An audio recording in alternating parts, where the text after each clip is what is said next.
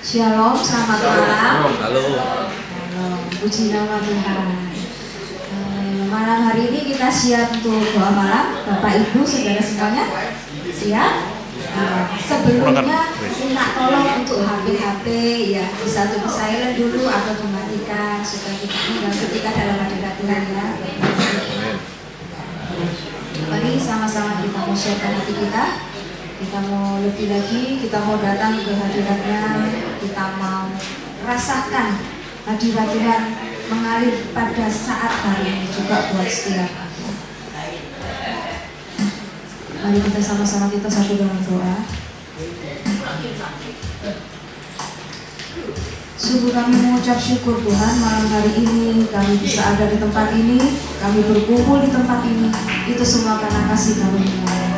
Yang satu kami rindukan Tuhan, ketika kami mau angkat setiap pujian kami, Engkau boleh disenangkan dengan setiap kerinduan, Engkau boleh disenangkan dengan setiap pujian kami. Terima kasih Bapa, baharui setiap kami Tuhan, baharui hati kami, supaya kami boleh memberikan pujian kami yang terbaik hanya bagi nama-Mu ya Yesus. Iri hati kami Tuhan, kami mau menyembah-Mu saat ini Tuhan Yesus.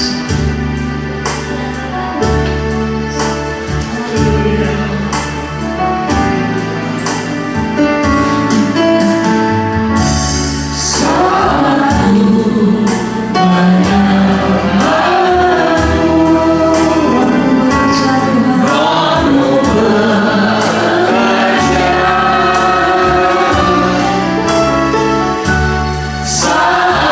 mampu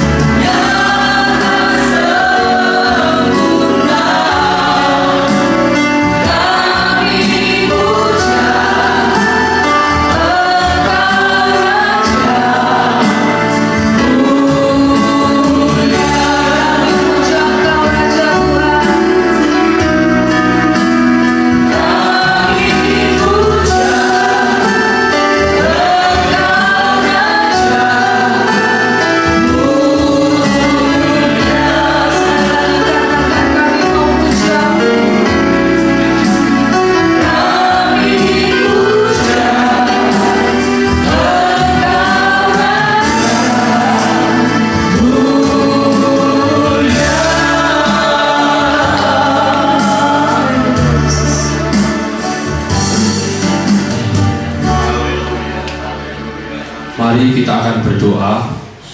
Terima kasih ya Tuhan Yesus, kami mengucap syukur ya Tuhan. Kalau pada malam hari yang indah ini ya Tuhan, Kau masih beri kami kesempatan anak-anak-Mu untuk beribadah kepadamu, memuji, menyembah, dan muliakan nama-Mu. Terima kasih ya Tuhan Yesus, kami percaya Kau telah hadir di tengah-tengah kami, Kau telah melawat kami satu persatu, bahkan Kau telah bertata di atas pujian dan penyembahan kami. Terimalah ya Tuhan segala pujian dan penyembahan kami ini, kiranya pujian dan penyembahan kami jadi dupa yang harum untuk kemuliaan nama-Mu. Kiranya pujian dan penyembahan kami dapat menyenangkan hati Tuhan. Terima kasih ya Tuhan Yesus, terima kasih pada malam yang indah ini ya Tuhan. Kami akan menaikkan doa syafaat kami ya Tuhan. Kami serahkan ibadah raya pada hari Minggu besok ya Tuhan. Pada hari Minggu besok, tepatnya tanggal 17 Agustus ya Tuhan, kami akan merayakan hari kemerdekaan, hari ulang tahun bangsa kami ya Tuhan. Tolong Tuhan, kiranya Engkau memberkati ibadah kami dari awal, pertengahan sampai akhirnya. Kiranya semua berjalan dengan baik, dengan lancar, dengan aman. Nama Tuhan dipermuliakan. Terima kasih ya Tuhan Yesus. Kami juga serahkan hamba-hamba-Mu yang akan bertugas pada hari Minggu besok ya Tuhan. Seluruhnya ya Tuhan, mulai dari penerima tamu, absensi, kolektan, multimedia, singer, songwriter, pemain musik, bahkan yang akan menyampaikan firman-Mu beserta penerjemah, kami serahkan semuanya ke tangan-Mu ya Tuhan. Ini yang Kau berikan mereka kekuatan kesehatan sehingga pada hari Minggu besok dapat melaksanakan tugasnya dengan baik dan sungguh-sungguh, sehingga apa yang mereka lakukan semuanya berkenan kepadamu.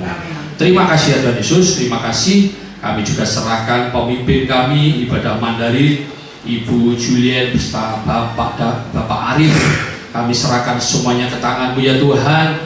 Kau berkati kedua pemimpin kami ini ya Tuhan, dengan kuasa-Mu ya Tuhan. Kau berikan kekuatan, kesehatan, hikmat, marifat, kebijaksanaan yang daripada-Mu ya Tuhan, sehingga memimpin Mandarin tambah hari tambah maju, tambah hari tambah diberkati, tambah hari tambah berkenan kepadamu. Banyak jiwa-jiwa dimenangkan, nama Tuhan dipermuliakan. Terima kasih ya Tuhan Yesus. Kami juga serahkan seluruh segenap pengurus, pekerja, pelayan, bahkan seluruh hamba-hamba Tuhan yang terlibat di GBPS Mandarin. Kami serahkan semuanya ke tangan-Mu. Ya Tuhan, berikan roh persatuan dan kesatuan ya Tuhan, sehingga mereka senantiasa sukacita untuk melayani, bergandengan tangan satu dengan yang lain, sehingga semua yang mereka lakukan hanya untuk kemuliaan nama-Mu. Terima kasih ya Tuhan Yesus. Kami juga serahkan GBPS tempat kami bernaung, GBPS Pusat Sawahan.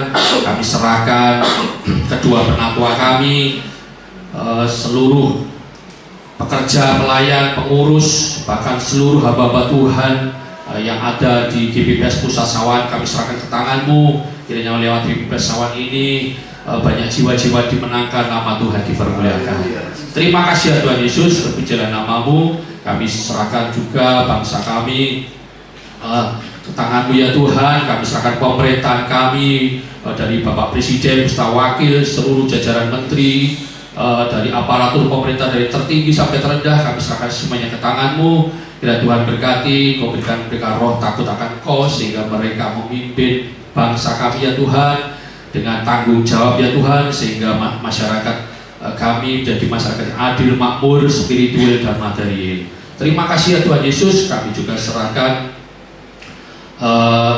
keamanan bangsa kami ke tangan-Mu ya Tuhan. Kami percaya Engkau tetap dalam melindungi bangsa kami, bahkan kami percaya bangsa kami tetap dalam kendali Tuhan. Terima kasih ya Tuhan Yesus. Kami juga serahkan kota kami, kota Surabaya. Kami serahkan Bapak Wali Kota beserta wakil, seluruh pemerintah dari tertinggi sampai tingkat RT RW. Kami serahkan semuanya ke tangan-Mu. Kiranya Tuhan berkati mereka semua. Kau berikan keamanan di kota kami, sehingga kami anak-anak-Mu senantiasa dapat beribadah kepadamu. Terima kasih ya Tuhan Yesus. Kami sebentar akan menerima firman-Mu ya Tuhan. Sebelum kami menerima firman-Mu, Engkau sucikan, Engkau kuduskan hati kami masing-masing, sehingga firman-Mu tidak lewat begitu saja ya Tuhan, tetapi tertanam, bertumbuh, berbuah-buah dalam kehidupan kami. Kami serahkan hamba-Mu yang akan membacakan firman-Mu. Engkau kuasai hamba-Mu dengan Roh Kudus-Mu, sehingga semua yang disampaikannya sesuai dengan isi hati Tuhan. Terima kasih ya Tuhan Yesus. Kami percaya Ruangan ini telah Kau kuasai dengan Roh Kudus-Mu sehingga kami semua dapat berkonsentrasi dalam mendengarkan firman-Mu.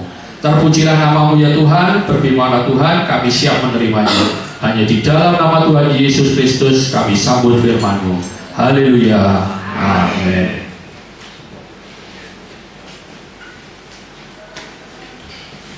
Puji Tuhan. Shalom Bapak Ibu Saudara yang terkasih. Shalom. Kok kurang semangat ya? Lebih keras lagi ya. Shalom Bapak Ibu. Ya, puji Tuhan. Ya, kita akan merayakan proklamasi kemerdekaan bangsa kita. Kita banyak berdoa ya, karena situasi kondisi saat ini banyak gejolak. Kiranya Tuhan memimpin kita di dalam perjalanan tahun ini, di dalam bangsa Indonesia kita semua. Haleluya. Puji Tuhan. Bapak Ibu Saudara yang terkasih, pada malam hari ini kita melihat banyak orang mengeluh, banyak orang susah, banyak orang gampang sekali emosi, gampang sekali meledak-ledak ya, karena situasinya memang sedang tidak baik-baik saja. Tentunya sebagai orang yang percaya kepada Tuhan, kita orang yang beribadah, tentu situasi ini juga sedikit banyak mempengaruhi kita. Bahkan mungkin badai di dalam pekerjaan kita, di dalam ekonomi kita, di dalam situasi keluarga kita, sering sekali ada tantangan kesulitan ya. Hari ini saya ingin membagikan firman Tuhan, judulnya Pergumulan Mendatangkan Kemuliaan Allah. Mari ucapkan sama-sama, 1, 2, 3. Pergumulan mendatangkan kemuliaan Allah.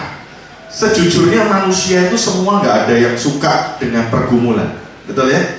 Nggak ada yang suka dengan persoalan, masalah, kesulitan, nggak ada yang suka.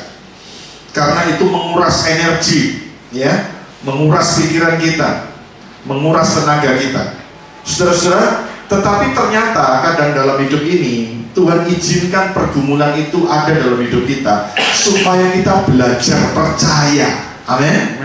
Supaya kita bisa melihat kemuliaan Allah, supaya kita bisa paham maksud rencana Allah pada ujungnya, bahwa Tuhan Allah itu tidak pernah jahat dalam hidup kita. Tuhan Allah kita itu tetap baik untuk kita. Amin.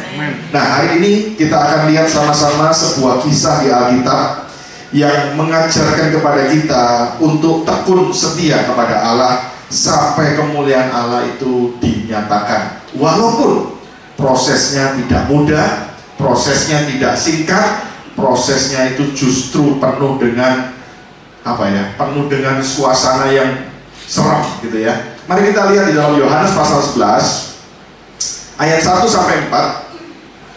Injil Yohanes pasal 1 sampai 4. Saya akan baca ayat ganjil, tolong Bapak Ibu sambung ayat genap bersaut-sautan, nanti ayat 4 kita baca sama-sama dan kita akan amenkan bersama-sama. Yohanes pasal 11 ayat 1 sampai 4, demikian firman Tuhan. Ada seorang yang sedang sakit, namanya Lazarus. Ia tinggal di Betania, kampung Maria dan adiknya Marta. Ayat 2 sama-sama. Maria adalah perempuan yang pernah meminyaki kaki Tuhan dengan minyak mur dan menyekainya dengan rambutnya. Dan Lazarus yang sakit itu adalah saudaranya. Kedua perempuan itu mengirim kabar kepada Yesus, Tuhan, dia yang engkau kasihi sakit. Ayat 4 sama-sama. Ketika Yesus mendengar kabar itu, ia berkata, penyakit itu tidak akan membawa kematian, tetapi akan menyatakan kemuliaan Allah. Sebab oleh penyakit itu anak Allah akan dimuliakan. Amin. Berbahagialah orang yang dengar firman, menyimpan dalam hati, bahkan dengan setia melakukannya. Bapak Ibu, kalau kita baca cerita Lazarus ini, sekali kita baca, kita cuma tahu alur ceritanya. Oh, luar biasa. Tetapi kalau kita baca berkali-kali, berulang-ulang, mungkin sampai 10 kali kita baca, kita bisa menemukan ada banyak pesan Tuhan yang luar biasa indahnya, yang mengajarkan kepada kita bagaimana seharusnya sikap kita ketika kita ada dalam pergumulan seperti yang dihadapi oleh Maria, Marta, dan Lazarus. Dan mereka berhadapan dengan pribadi yang luar biasa agung, yang punya skenario kehidupan, yaitu Yesus Kristus Tuhan. Mari kita lihat yang pertama, saudaraku. Apa yang sedang terjadi dalam kehidupan keluarga di Betania ini? Alkitab memberitahu bahwa dalam keluarga di Betania ini ada yang bernama Maria, ada yang bernama Marta, ada yang bernama Lazarus. Rupa-rupanya saudara bersaudara, yang paling tua itu Maria. Boleh saya sebut Cide. Ya, tapi Marta itu adiknya Maria, ya. Dan yang paling kecil bungsu laki-laki namanya Lazarus. Dari ayat yang kita baca Maria Marta ini, kita bisa melihat dua karakter, dua sifat. Maria itu walaupun cide, tapi orangnya itu kalem, orangnya itu lembut, orangnya itu sensitif, orangnya itu gampang menangis, hatinya itu lembut. Tapi Marta lain. Marta itu walaupun perempuan, walaupun dia adik, tapi karakternya itu berangasan, karakternya itu keras, karakternya itu to the point, tidak mau pakai basa-basi. Nah, itu menggambarkan bagaimana sikap jemaat, berbagai macam karakter. Ada jemaat yang kalau susah itu nangis, kalau susah itu selalu ngelamun gitu ya, selalu mengunci diri di kamar. Ada jemaat itu kalau susah itu ngamuan, kalau tertekan itu emosian, kalau tertekan itu dia meledak-ledak. Itu kayak Marta. Nah, mari kita lihat sama-sama saudaraku, ada sesuatu yang aneh di dalam ayat 3. Perhatikan ayat 3, tolong tampilkan. Ya, keluarga di Betania ini sahabat-sahabatnya Yesus. Tetapi ternyata ada sesuatu yang terjadi. Ayat 3 sama-sama. Dan Lazarus yang sakit itu adalah saudaranya. Kedua perempuan itu mengirim kabar kepada Yesus. Apa kabarnya bunyinya? Tuhan, dia yang engkau kasihi. Kedua perempuan itu mengirim kabar. Ini menggambarkan karakter umat Tuhan, orang gereja, jemaat. Yang satu lembut, yang satu kasar. Yang satu gampang sensitif nangis, yang satu gampang marah. Mereka punya kesulitan bahwa saudara mereka, adik paling kecil, sedang sakit. Alkitab bukan kebetulan berkata, Tuhan, dia yang engkau kasihi. Ulangi sama-sama yang keras. Tuhan, dia yang engkau kasihi. Apa yang bisa kita tangkap dari kalimat kabar ini? Ternyata orang yang dicintai Tuhan bisa sakit. Tolong bilang sama sebelahnya, bisa sakit. Orang yang rajin pelayanan, orang yang rajin doa, orang yang rajin sosial nolong orang, bisa ada persoalan, bisa kena fitnah, bisa ngalami musibah, bisa ngalami perlakuan tidak adil, bisa ngalami kehilangan, bisa dan bisa. Tolong bilang sama sebelahnya, bisa. Lihat saya. Banyak orang gereja itu pikirannya sempit, pikirannya pendek. Berapa banyak orang gereja itu selalu mikirnya begini, kalau Tuhan itu cinta, pasti aku kalau Tuhan itu sayang, aku pasti dipromosikan. Kalau Tuhan itu berkenan, aku makin kaya, doaku terjawab, hidupku itu lancar, hidupku nyaman, hidupku semua serba tercapai. Kalau kita punya iman pemikiran seperti itu, maka kalau dibalik, kalau aku mengalami musibah, aku mengalami kesulitan, aku mengalami sakit, aku mengalami rugi, berarti Tuhan jahat. Saya mau tanya, apakah kalau kita sakit, menderita, susah, itu semata-mata hanya alasannya Tuhan jahat? Saya dulu begitu. Kenapa hidupku kok mengalami seperti ini Tuhan? Kok tidak adil? Engkau kok tidak bela? Engkau kok tidak meluputkan saya? Kenapa engkau tidak bela saya? Tidak tolong saya Tuhan? Kenapa ini harus terjadi? Kenapa? Sampai sering lupa lagu gereja, lagunya ganti. Mengapa jadi begini? Terus ditambahin lagu berikutnya, ya nasib, mengapa jadi begini? Bahkan itu kembali menjadi lagu rohani, masuk jadi lagu gereja. Banyak perkara yang tak dapat ku mengerti. Mengapakah harus terjadi apa? Di dalam lagu yang lain. Sering ku tak mengerti jalan-jalanmu Tuhan, bagai di belantara yang gelap. Jalanmu tak terselami oleh setiap hati kami. Betul ya? Kita seringkali berpikir kenapa harus terjadi Tuhan. Ternyata Alkitab memberitahu kepada kita, sekalipun kita berkenan di hadapan Tuhan, kita tidak ada dosa, kita menjaga hidup murni, kita rajin sembahyang, kita rajin nolong orang, kita rajin ibadah, kita rajin pelayanan. Ternyata hidup kita ini tidak luput dari yang namanya pergumulan. Jangan dikira kalau kita mengalami pergumulan berarti Tuhan jahat. Tidak, yang pasti Tuhan punya rencana. Tolong bilang sama sebelahnya, Tuhan punya rencana. Dan rencana Tuhan itu bukan bekerja 1 hari 2 hari. Rencana Tuhan bukan bekerja 1 minggu 2 minggu. Rencana Tuhan tidak bekerja 1 bulan 2 bulan. Rencana Tuhan bukan bekerja 1 tahun 2 tahun. Rencana Tuhan itu bekerja dalam sepanjang hidup kita selama kita bernafas di dunia ini.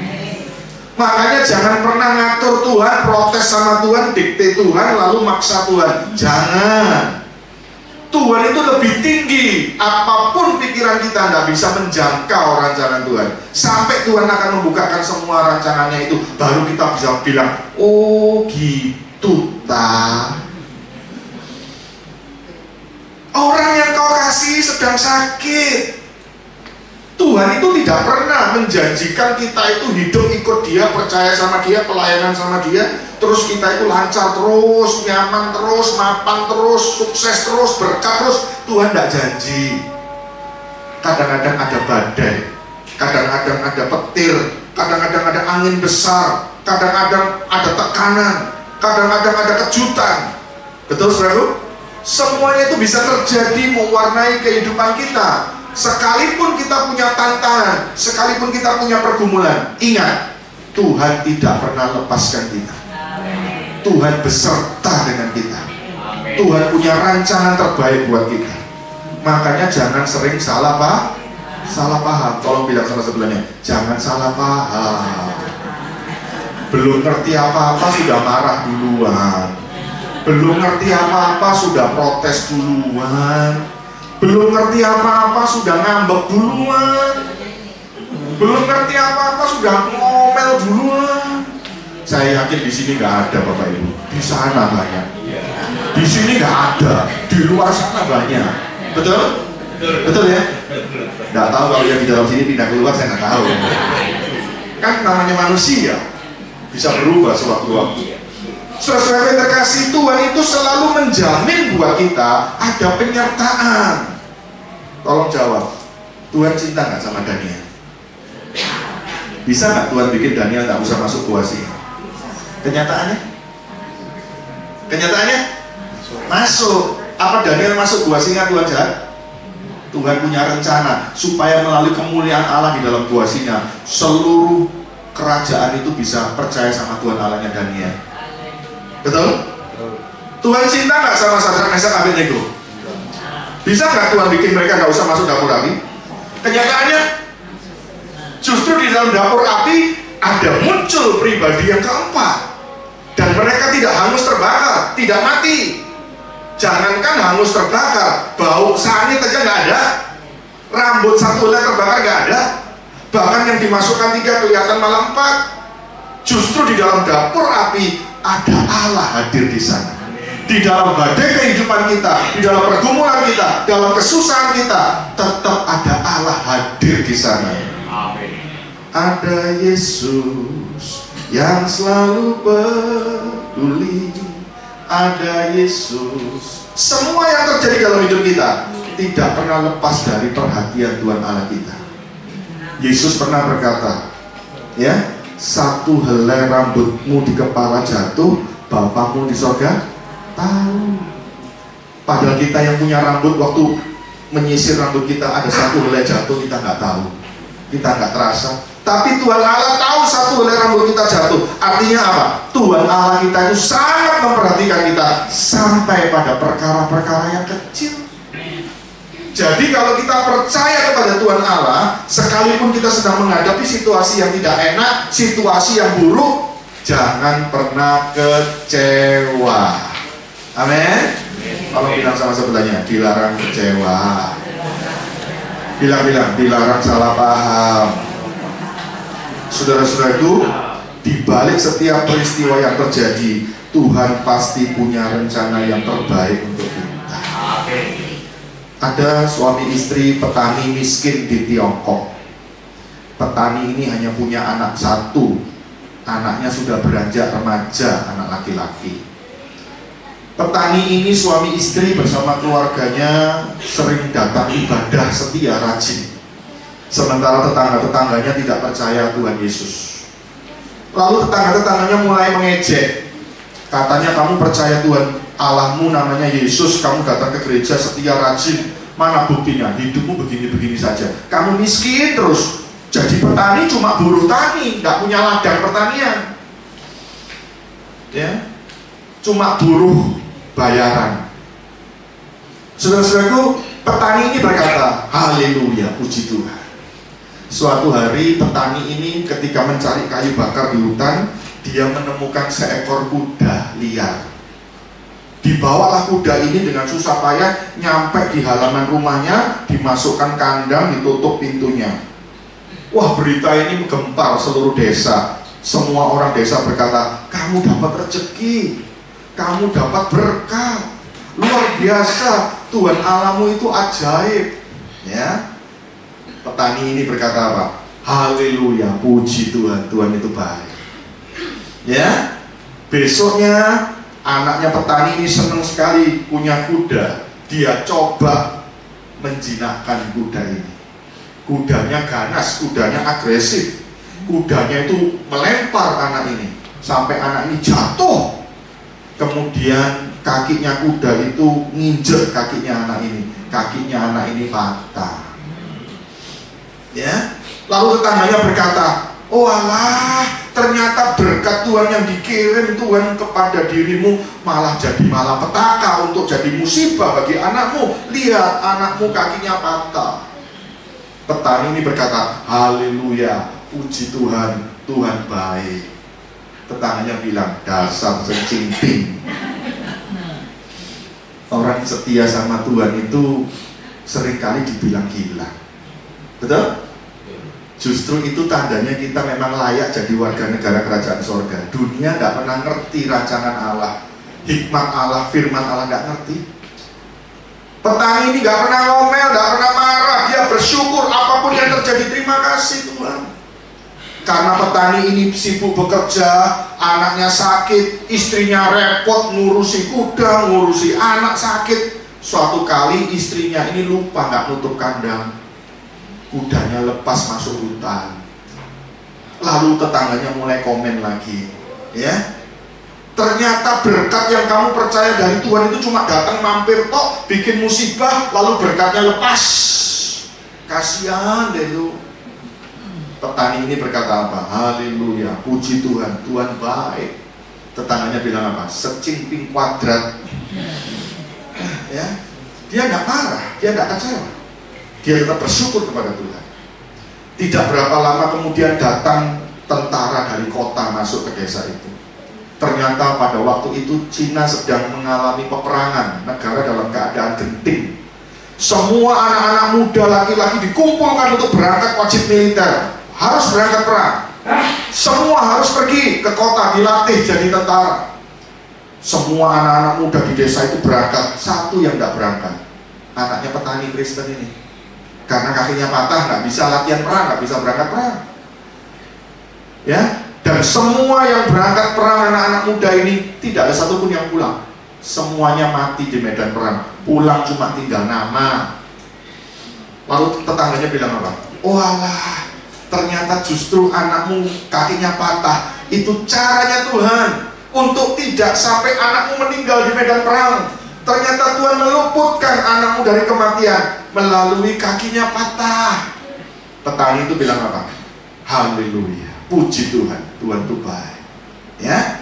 Dan sudah tahu apa yang terjadi? Ternyata rancangan Tuhan tidak berhenti sampai di situ. Tidak lama kemudian kudanya yang hilang itu balik lagi pulang ke kandang.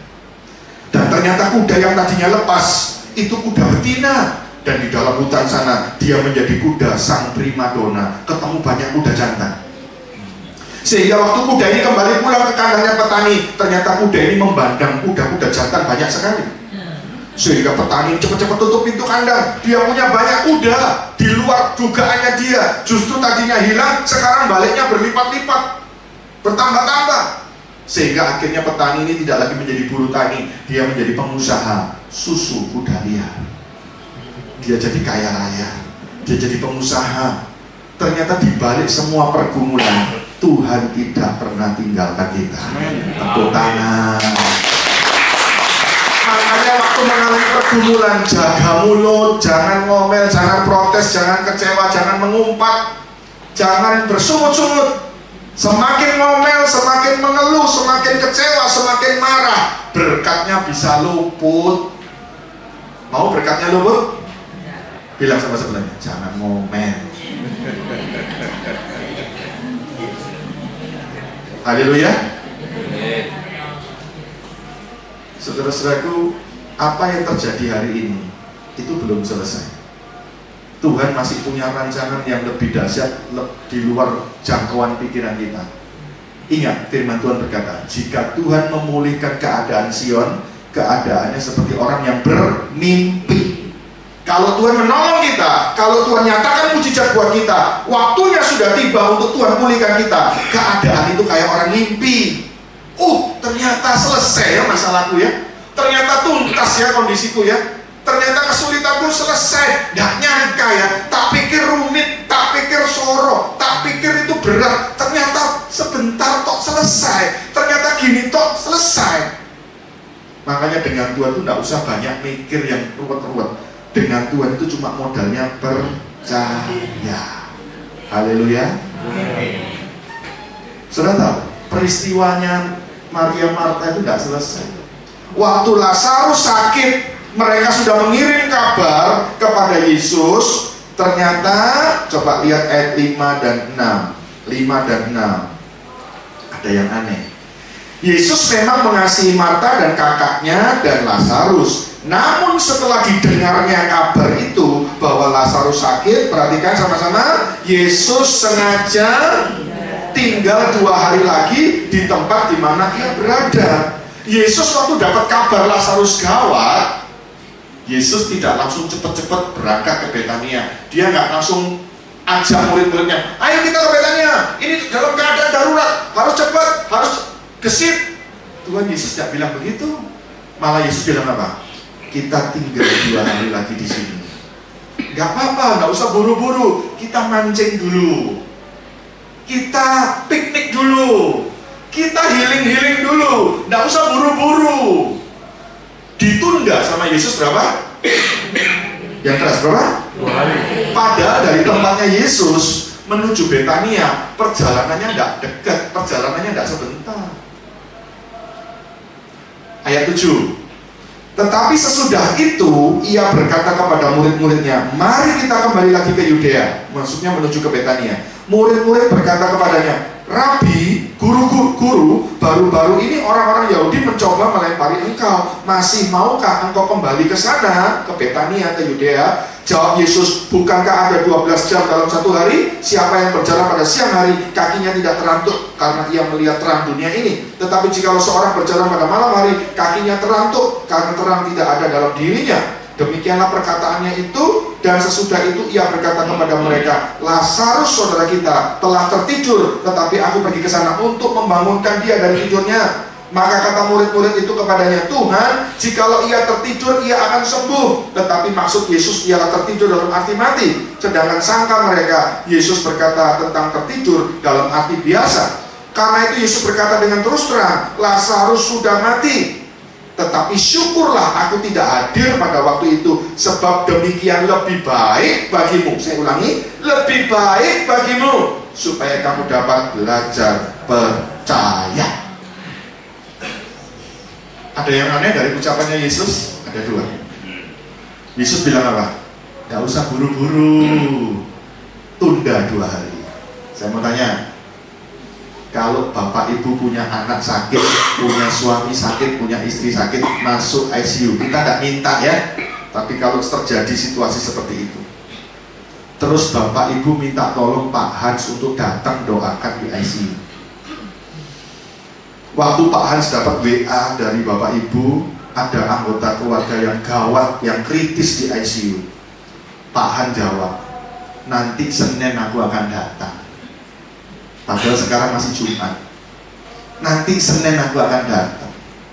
Ya, kita jawab, Pak Han, cepetan, jangan lama-lama. Mumpung masih ada kesempatan. Nanti lama-lama gak ketututan. Pak Hans bilang apa? Kalau aku bilang Senin ya Senin, jangan maksa. Kira-kira saudara bisa bangga sama Pak Han atau kecewa? Jujur yang keras, gak apa-apa, Pak Han gak akan marah. Kalau Pak Han bersikap seperti itu, Anda gemes apa enggak? Butuhnya sekarang darurat, cepetan malah ditunda Senin. Iya kalau umurnya sampai Senin. Kalau umurnya cuma nanti sampai malam. Ternyata Pak Han tetap ngotot. Enggak, pokoknya Senin ya Senin. Oh, pokoknya Pak Han kok nggak minggu pacaran misalnya. Terus ternyata, mohon maaf ya, sebelum Pak Hans datang, anggota keluarga kita meninggal. Makin kecewa, makin gemes, makin gregetan ya. Sudah disuruh datang nggak datang, sampai meninggal. Terus ada bocoran sampai ke telinga kita. Pak Hans ngomong gini, ini contoh ya Pak Hans ya. Untung waktu meninggal aku nggak hadir di ICU. Kira-kira kalau omongannya Pak Hans itu bocor ke telinga kita, makin benci nggak kita sama Pak Hans? Untung waktu meninggal aku nggak ada di rumah sakit itu. Lebih baik aku nggak ada di sana. Itu sampai ke telinga kita atau sampai kita baca lewat WA? Emosi nggak? Jawab yang keras, emosi nggak? Itu yang dirasakan sama Maria Marta. Sikap mereka kecewa berat kepada Tuhan Yesus. Mereka menunggu. Kenapa nggak datang-datang? Ya, kok Tuhan Yesus kok bersikap diam? Kok tidak cepat-cepat? Itu loh manusia. Manusia itu kalau susah, lagi menderita, bergumul, selalu ingin penyelesaiannya itu cepat. Selalu pinginnya serba instan.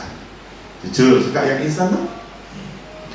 Mie instan, kopi instan, apa lagi? Bubur instan, susu instan, apa lagi? Hah? Bumbu masak instan, apa lagi? Banyak kok yang instan kan banyak. Sugih instan ada, terkenal instan ada, sarjana instan ada, betul? Pejabat instan ada. Manusia memang suka yang cepat, yang instan, bahkan punya moto, makin cepat makin lebih baik. Waduh, ternyata moto itu tidak berlaku bagi kerajaan sorga. Tidak selalu yang cepat, yang instan itu baik. Tidak selalu. Tolong bilang sama sebelahnya, tidak selalu. Siapa di sini pernah makan bakwan? Angkat tangan. Segini banyak gak ada makan bakwan? Semua. Jawab yang keras. Bakwan apa paling enak di Surabaya? Kapasari. Kapasari. Hah? Oh, saya belum tahu. Saya belum tahu ya. Nanti mungkin kasih tahu alamatnya, saya datang ya. Pokoknya kita sepakat secara umum Kapasari. Oke ya. Kira-kira bikin bakwan sekualitas itu, seenak itu, prosesnya cepat atau lama? Wah, kalau zaman dulu nggak ada mesin, bikinnya manual. Prosesnya lama, melelahkan, panjang, ruwet, ribet. Ya, saya mau tanya, bakwan yang saya sebut tadi harganya mahal atau murah? Mahal. Tapi laku nggak? Laku. Sepakat nggak kalau enak? Sepakat. Kalau mau hasil yang bagus, yang maksimal, yang enak, punya nilai tinggi, pasti prosesnya panjang, prosesnya ribet, prosesnya melelahkan, prosesnya itu membawa stres. Betul atau betul? Manusia mau nggak yang cepat? Mau nggak? Jangan beli bakwan Kapasari, beli open tol. Murah, 5.000 kenyang. Prosesnya cepat, pagi 5:30 bakul pentol itu bawa daging ayam, berambang bawang, bumbu, es batu, tepung, semua jadi satu, masuk satu gilingan. Betul atau betul? Ya, cepat pakai mesin gilingan. Nggak tahu ayamnya yang dimasukkan itu tambah apa lagi? Tambah ceker, tambah kepala, tambah cucuknya juga masuk semua. Pokoknya tahunya jadi adonan. Pagi digiling jam 5:30, jam 8:30 sudah nongkrong di depan sekolah. Betul ya? 5.000 bisa cukup kenyang? Cukup. 5.000 bisa beli bakwan Kapasari? Nggak bisa. Separuh. Saudara bayangkan, yang satu ruwet, lama, melelahkan, yang satu cepat, tapi nilainya berbeda. Kalau masalahmu cepat selesai, maka kadar rasa syukurmu pun tidak akan maksimal. Tapi kalau masalahmu itu prosesnya panjang, berat, menguras energi, menguras tenaga, menguras pikiran, biasanya kalau Tuhan menolong, nilai rasa syukur kita itu lebih luar biasa. Dan hidup kita menjadi alat kemuliaan Tuhan. Amin. Makanya jangan protes, jangan ngomel, jangan kecewa, jangan marah. Setuju? Bilang sama sebelahnya, jangan marah. Saudara-saudaraku, Yesus berkata, syukur aku nggak datang pada waktu itu, waktu Lazarus meninggal, supaya kamu semua dapat belajar percaya. Ingat, Tuhan itu selalu suka bekerja pada detik-detik terakhir, menit-menit terakhir, timing yang paling gawat. Tuhan selalu turun tangan di situ. Di saat kita sudah tidak mampu, saat kita sudah tidak ngerti lagi, sudah blank, sudah buntu, sudah mentok, sampai kita bilang begini, nek mau mati ya wis mati, ya siap. Mau disita ya disita, siap. Mau hancur ya hancur, siap. Waktu kita berserah siap sama Tuhan, hanya gandol sama Tuhan, disitulah Tuhan bekerja. Tapi kalau kita masih berusaha dengan kekuatan kita, harta kita, kepintaran kita, backingan kita, Tuhan tidak akan segera menolong. Tuhan terus tunggu sampai semampumu, sampai sementokmu, sampai senyerahmu, baru Dia bekerja. Makanya ada seorang hamba Tuhan pernah mengucapkan sebuah statement, jika kita turun tangan, Tuhan angkat tangan. Kalau kita angkat tangan, Tuhan yang turun. Tergantung kita langsung suka angkat tangan atau masih turun tangan terus. Kalau kita turun tangan terus, Tuhan ya diam aja, nggak akan turun tangan. Tapi kalau kita mau buka tangan, angkat tangan kita, Tuhan aku nggak mampu Tuhan, hanya Engkau yang bisa menolong Tuhan. Kalau Tuhan nggak nolong saya nggak ngerti lagi. Hanya Tuhan Engkau yang bisa tolong saya. Saya punya saudara itu jumlahnya 6, saya anak nomor 7. Di atas saya ada 3 cece, 3 kuku. Saya paling bungsu Bapak Ibu. Dan dulu waktu kami semua belum menikah, mami saya itu asli orang Solo. Ada di sini orang Solo? Angkat tangan? Enggak ada. Mami saya itu melihat anaknya yang nomor 5, koko saya, itu nakalnya minta ampun. Bermain di sekolah, temennya diantemi semua. Bermain di tempat komplek perumahan, diantemi semua. Sampai yang paling ribut, anaknya Pak RT ditunjuk. Papi mami saya itu langganan dipanggil ke sekolah. Papi mami saya sering dipanggil sama Pak RT. Sering kali datang minta maaf untuk kelakuan anaknya ini. Waktu koko saya mulai SMP, wah, kalau pulang itu malam, ya jam 12, jam 1, meluyur, ya. Sampai papi saya itu ngomong gini, kamu pulang jangan malam-malam, ya, malah pulangnya pagi. Kamu pulang jangan pagi, malah nggak pulang. Apa yang dilarang malah dilakukan, apa yang disuruh dilanggar. Seumur-umur saya baru tahu koko saya marah sama papi saya. Papi saya diajak duel, bukan duet ya, duel. Papi nggak terima, mau apa? Ayo berkelahi ke depan. Itu koko saya. Mami saya sampai gini. Satu kali mami curhat sama saya, koko musim nomor 5 itu wis salah, salib ini. Maksudnya ini beban keluarga, salib. Mami papi pikul salib untuk kokomu. Mau wakal minta ampun, ya. Nggak bisa diomongin. Sampai mami saya mengucapkan sebuah kosakata orang Solo. Kokomu itu mogol. Tahu mogol? Bukan mokong ya.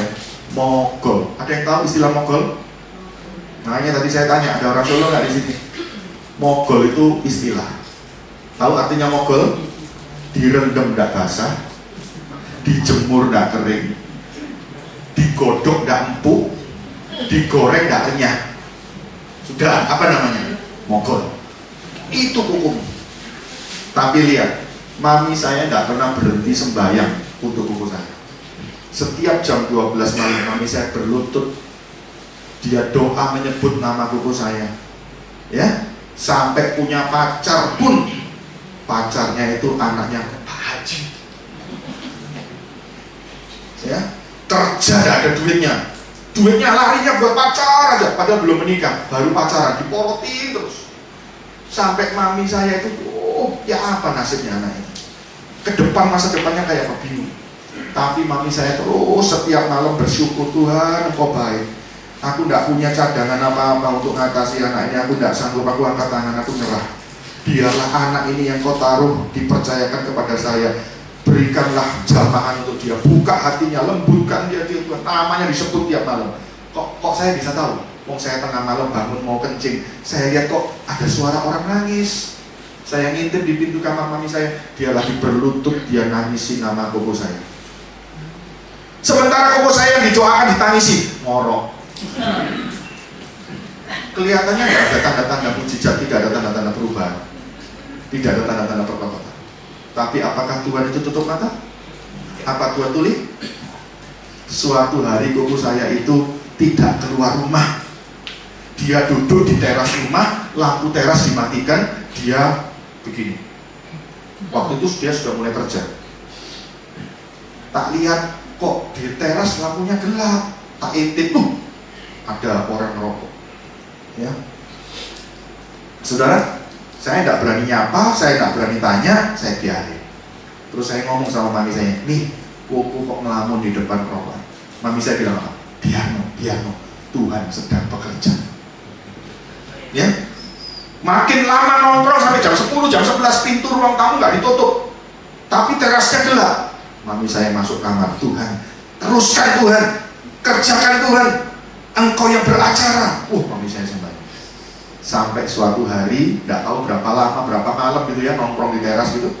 Suatu hari, kuku saya datang sama mami saya, nih, besok mami ke gereja ya? Iya, aku melok ya. Nih, di mana beli Alkitabnya? Tanya. Mulai sejak itu dia rajin ke gereja. Dia mulai baca Alkitab. Dan pelan-pelan dia berhenti merokok. Pelan-pelan dia nggak mau sobo di luar. Dia di rumah. Dia suka membaca firman. Dia suka dengar khotbah. Ya, akhirnya berubah. Tadinya jadi anak yang makan hati orang tua.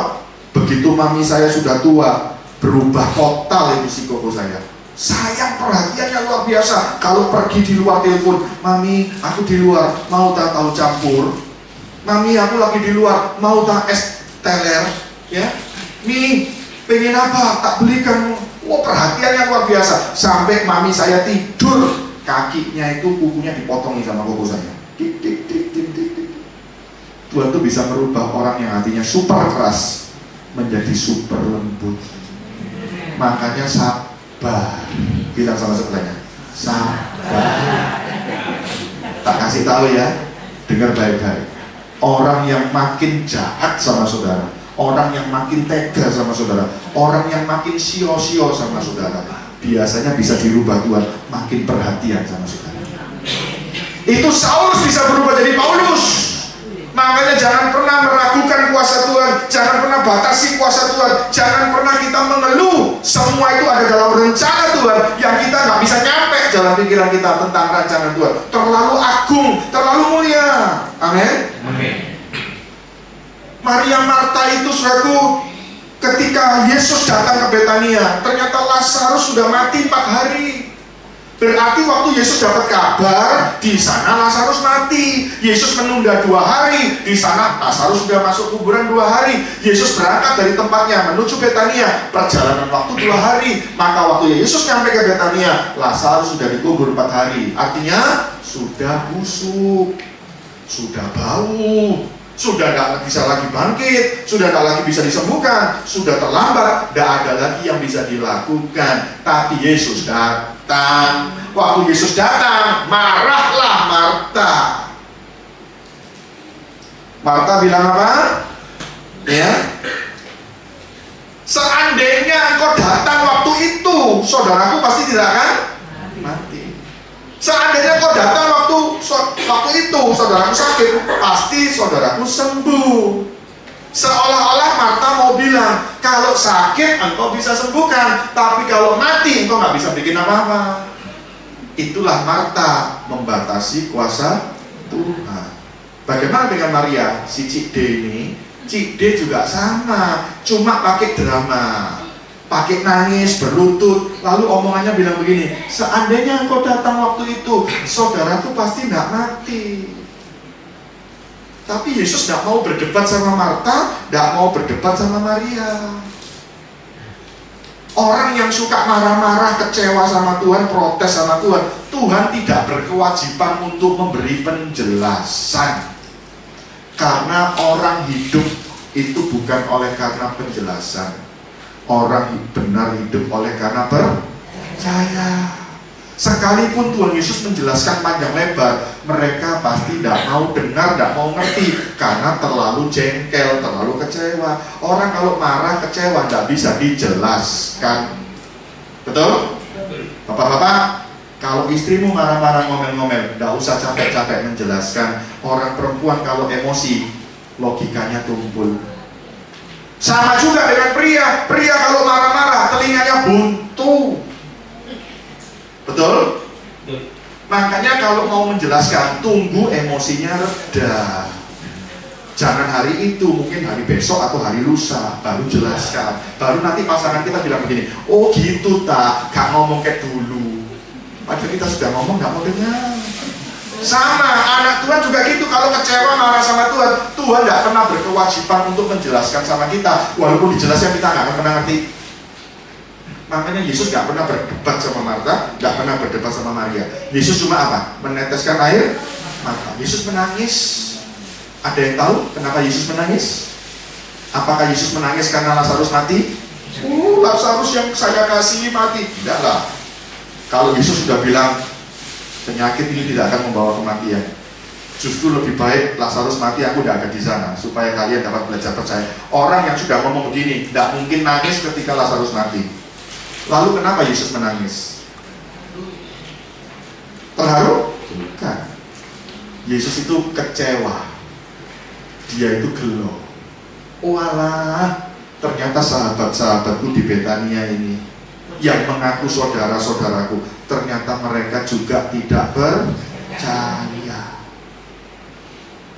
Saudara, kalau nggak dipercaya sama pasanganmu, ngenes apa enggak? Kalau Anda nggak dipercaya sama anakmu, ngenes nggak? Pak, nanti mari gini aku naik sekolah, naik kelas Pak, beliin aku sepatu ya Pak ya. Iya, mau sepatu apa? Adidas. Atau sepatu yang lagi tren hari ini, on cloud, harganya 2.300.000. Minta on cloud, beliin apa ya? Iya. Baru ngomong iya, nggak sampai 5 menit, sungguhan loh Pak. Berikutnya nggak sampai 10 menit, beliin loh Pak ya. Ojo bleset lho Pak ya. Besoknya ngomong lagi, Pak beneran lho Pak ya. Terus setiap saat ngomong, Pak ojo lupa, Pak beneran Pak. Kira-kira lama-lama saudara bangga atau jengkel? Dibilang iya ya iya, tanya terus, ngomong terus. Berarti anak kita itu sebetulnya menganggap kita papa bukan karena percaya, tapi karena khawatir. Banyak nggak orang sembahyang berkali-kali tapi khawatir? Doa yang berkali-kali diucapkan sama Tuhan, tapi kalau isinya khawatir, itu bukan bikin Tuhan bangga, tapi bikin Tuhan ngenes. Tuhan Yesus nangis. Walah, Maria Marta ini nggak percaya. Makanya Yesus nggak mau banyak ngomong, langsung berjalan ke pintu kubur. Angkat pintu kuburnya, buka. Itu pun masih diomeli sama Marta. Mau bikin apa? Waktu sakit suruh datang, nggak mau datang. Sampai meninggal. Sudah meninggal dikubur, ya, malah ngomong, lebih baik aku nggak datang waktu mati. Sekarang sudah dikubur, sudah bagus, datangnya terlambat, kuburannya mau diudak-udak. Mau apa orang ini? Tapi Yesus tidak mau berdebat sama Marta. Sudah dikasih penjelasan, saudaramu akan bangkit. Ngomongnya apa? Iya bangkit, nanti akhir zaman. Bola nyambung loh. Banyak tahu orang Kristen juga begitu. Sudah waktunya Tuhan tiba, tidak percaya. Waktunya Tuhan buka jalan, tidak percaya. Sudah terlalu kecewa. Makanya Yesus tidak mau banyak ngomong. Lazarus, keluarlah, bangkit. Keluar enggak? Keluar. Biarpun sudah mati 4 hari, kalau Tuhan mau bangkitkan, pasti bisa. Artinya apa? Tuhan Yesus itu bukan cuma bisa menyembuhkan, tapi dia bisa membangkitkan. Artinya Tuhan gak bisa dibatasi oleh jalan berpikir kita. Kalau aku sakit flu, sakit encok, Tuhan bisa sembuhkan. Kalau kanker stadium 4, rasanya Tuhan gak bisa sembuhkan. Itu batasi kuasa Tuhan. Ya, kadang-kadang manusia berkata gak ada harapan, sudah buntu ini. Bahkan tidak sedikit loh para gereja berkata, wes mateng kon, matek wes bangkrut wes, hancur, I'm sure. Tetapi kalau kita bersandar sama Tuhan, percaya sama rancangan Tuhan, apa yang terlambat bagi manusia, ternyata Tuhan baru mulai. Amin. Tuhan itu walaupun kerjanya lambat, tapi tidak pernah terlambat. Makanya jangan minteri Tuhan, jangan ngatur Tuhan, jangan maksa Tuhan, jangan dikte Tuhan. Percaya sepenuhnya, terserah Tuhan, biarlah bukan kehendakku yang jadi, kehendak Tuhan yang jadi. Tadi saya sudah tanya tentang bakwan, sekarang saya tanya yang kedua. Pernah makan tahu tempe bacem? Enak nggak? Itu prosesnya nggak gampang juga, perlu dipakai proses baceman. Betul? Kalau jual tahu tempe biasa murah, kalau tahu tempe bacem lebih mahal bro. Dan Alkitab pernah membuat sebuah baceman. Yesus membacem Lazarus 4 hari. Betul? Kalau Yesus datang waktu Lazarus sakit dan Lazarus sembuh, orang bilang apa? Oh, mujizat kesembuhan. Gak pernah ada kata mujizat kebangkitan. Betul? Ya? Kalau cuma sakit sembuh dilakukan oleh Yesus untuk Lazarus, pasti orang-orang kampung Betania bilang apa? Memang wayai sembuh. Sembuhnya memang kebetulan. Gak ada kuasa Tuhan. Dokter juga bisa sembuhkan kok. Dukun juga bisa, setan juga bisa, obat manjur juga bisa. Gak ada istimewanya kalau Yesus cuma bisa menyembuhkan. Yang lain masih juga bisa peluang menyembuhkan. Tapi kalau sudah dikubur 4 hari, sudah busuk, jangankan untuk melihat, buka pintu kubur aja sudah dilarang. Justru apa yang dikatakan terlambat, disitulah Tuhan baru mulai. Makanya jangan pernah batasi waktunya Tuhan. Haleluya. Kalau Tuhan membangkitkan Lazarus dan akhirnya bangkit, tidak ada satu mulut yang bisa berkata itu kebetulan. Tidak ada yang bisa berkata karena obatnya manjur, karena dokternya ciamik. Tidak ada. Oh, karena sudah waktunya bangkit. Tidak ada. Dengar baik-baik kalimat saya terakhir. Kalau masalah kita terlalu berat, makin lama makin berat. Sudah sembahyang, sudah pelayanan, sudah berkorban, sudah setia, Sudah puasa, tapi kok masalahnya makin buruk. Tuhan sedang bekerja, bikin baceman, supaya nanti ketika Tuhan bikin mujizat, tidak ada satu anggota keluarga kita yang bisa ngomong, itu kebetulan, itu ketepaan, memang waktunya selesai. Tidak ada. Semua mulut keluarga kita akan mengakui semua karena kemuliaan Tuhan. Tepuk tangan bagi Tuhan. Amin. Mari kita tundukkan kepala. Terima kasih Bapa, biarlah firman-Mu termeterai dalam hati kami. Sekalipun kami sebagai anak Tuhan, sebagai orang yang melayani, kami tidak luput dari penderitaan dan pergumulan. Sekalipun kami makin berdoa, makin puasa, makin sungguh-sungguh dalam pelayanan, ternyata belum ada tanda-tanda perubahan, belum ada tanda-tanda pemulihan, seolah-olah Tuhan Kau diam. Biarlah kami mau tetap cinta, setia, berdiri pada firman-Mu, berdiri pada janji-Mu, karena kami mau Tuhan dalam hidup ini tidak ada satupun keputusasaan. Kami mau terus bersandar kepada Tuhan, karena Engkau tidak pernah terbatas. Apapun yang terjadi menimpa kami, kerjakan semaksimal mungkin Tuhan, supaya kami semua dapat belajar percaya, supaya apa yang kami alami itu melatih kami bisa melihat kemuliaan Tuhan yang Tuhan akan nyatakan. Berkati semua keluarga besar kami di saat kami sedang menghadapi kesulitan yang berat. Biarlah mata mereka terbuka bahwa kami punya Tuhan Yesus yang ajaib, Tuhan Yesus yang heran, Tuhan Yesus yang dahsyat. Sehingga semua orang boleh berbondong-bondong percaya kepada Tuhan Yesus. Pakai kami Tuhan dengan segala persoalan yang kami hadapi, supaya melalui pergumulan kami, nama Tuhan dipermuliakan. Semua orang percaya bahwa tidak ada faktor kebetulan, tidak ada faktor semuanya serba mudah, tapi semua karena campur tangan Tuhan. Terima kasih Bapa, terima kasih. Sebelum kami tinggalkan tempat ini, kami percaya apapun masalah kami Bapa, pada waktunya dengan hikmat dan cara Tuhan sanggup mengerjakan yang terindah dalam hidup kami. Terima kasih Bapa, dalam nama Yesus kami berdoa. Haleluya. Amin. Kami serahkan Pak Hans. Kita akan doa penutup dan doa berkat. Ya. Mari kita bangkit berdiri Bapak Ibu.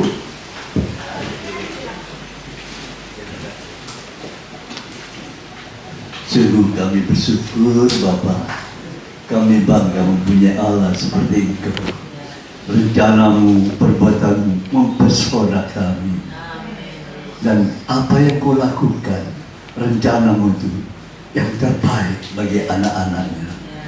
Berkati hamba-Mu yang sudah menyampaikan kebenaran firman Tuhan. Pakai beliau berada, di mana beliau berada, memuliakan Tuhan. Tuhan ditinggikan. Berkati juga jemaat Mandarin yang sudah datang pada malam hari ini. Mereka juga ada keluarga, ada kebutuhan, ada keperluan. Kiranya Tuhan juga tolong. Berkati dalam usahanya, berkati dalam pekerjaannya. Apa yang diperbuat oleh anak-anak yang menantu cucu-cucu dia, Tuhan buat berhasil. Kalau sebentar kami akan kembali ke rumah, kami bersyukur Tuhan, Kau sudah mempersiapkan para malaikat-Mu menyertai dalam perjalanan pulang, sehingga kami boleh tiba di rumah kami masing-masing dengan selamat, penuh dengan damai sejahtera, dan berkat Tuhan melimpah. Terima kasih Bapa. Sekarang saudaraku yang dikasihi Tuhan, pulanglah dengan berkat damai sejahtera daripada Allah Bapa di surga, cinta kasih Tuhan Yesus Kristus di dalam persekutuan Roh Kudus-Nya yang terus membawa kita di dalam kekudusan dan kebenaran seperti Yesus. Dalam nama Tuhan Yesus kami ucap syukur. Haleluya. Amin.